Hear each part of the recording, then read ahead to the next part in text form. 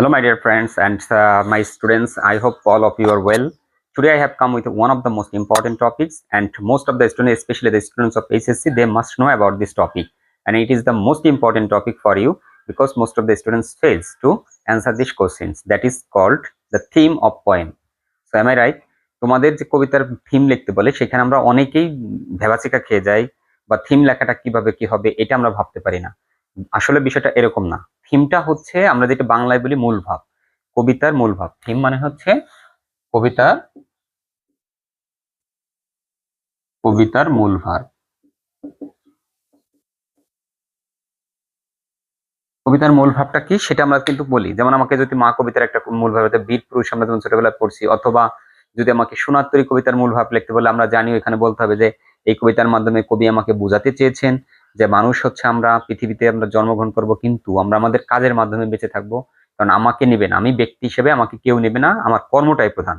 So তোমাকে কিন্তু এই কবিতা বুঝতে হবে। আমাদের কিন্তু ইন্টারমিডিয়েট বেশ কয়েকটা কবিতা আছে ড্রিমস এর উপরে, তারপরে স্কুল বয় আছে এরকম বেশ বেশ কয়েকটা কবিতা আছে।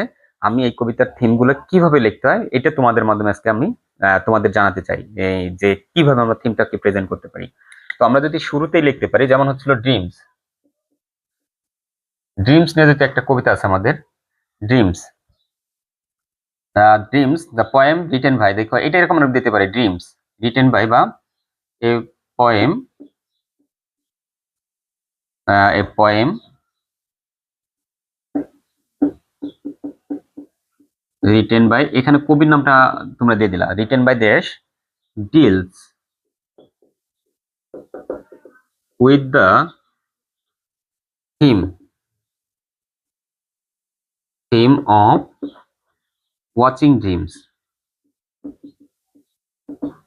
Watching dream. The poet said, এরকম লিখবো, the poet said that dream is one of the most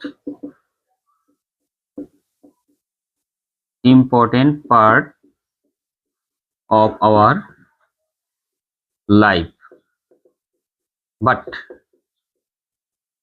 he by watching dreams, এরকম দিতে পারে, but by watching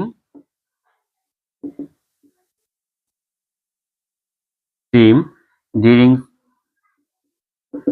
during sleep is not real dream when we expect something consciously, that's real dream, that's real dream. And he wants everyone that he must work hard for achieving that dream. তাহলে দেখো এই যে বিষয়টা লেখা, অর্থাৎ আমাদের কিন্তু এরকম ভাবে আমরা প্রেজেন্ট করে দিলে থিমটা কিন্তু সহজ হয়ে যায়। অর্থাৎ ওইটা বুঝে সামারি লেখার মতোই, আমি আগেও বলছি যে সামারিটা যেরকম সেটা হচ্ছে একটা গদ্য অংশ থেকে লেখা, আর থিমটা হচ্ছে একটা পদ্যাংশ লেখা। অর্থাৎ ওইটা আমরা যেমন আমরা ইসে পড়ছি সারমর্ম আর সারাংশ, থিমটাও ওই মূল ভাব বা আমরা সারমর্ম বলতে পারি। তো এটাকে আমরা এইভাবে প্রেজেন্ট করতে পারবো। তো তোমরা আমার সাথে স্টে টিউন থাকো, আর আমার বিষয়টা একটু মানে হচ্ছিল যে বিষয়গুলো দেই সেটা একটু মনোযোগ দিয়ে দেখো। তোমাদের আরো সুন্দর সুন্দর বিষয়গুলো তোমাদের সামনে প্রেজেন্ট করা হবে, যেগুলো শিখলে তোমাদের একটা শিখলে সবগুলো সলভ হয়ে যাবে। তোমাদের কাছে তখন মনে হবে যে ইংরেজিটা আসলে একটা সহজ টপিক, এটা কোনো ডিফিকাল্ট টপিকস নয়। আর আদারওয়াইজ আমি, তুমি যদি জানো যে আমাদের চ্যানেলে বেসিক গ্রামার নিয়ে আলোচনা হচ্ছে, এবং মাঝে মাঝে তোমাদের হচ্ছিল যেগুলো সবচেয়ে মোস্ট ইম্পর্টেন্ট, এসে বলো, প্যারাগ্রাফ বলো, এর কৌশল নিয়ে যে আলোচনা, সব নিয়ে আলোচনা করবে। তবে তোমাদের অবশ্যই এই বিষয় নিয়ে একটু মনোযোগী হতে হবে বা দেখতে হবে। তো আজকে এই পর্যন্ত, সবাই ভালো থেকো, সুস্থ থেকো, আল্লাহ হাফেজ।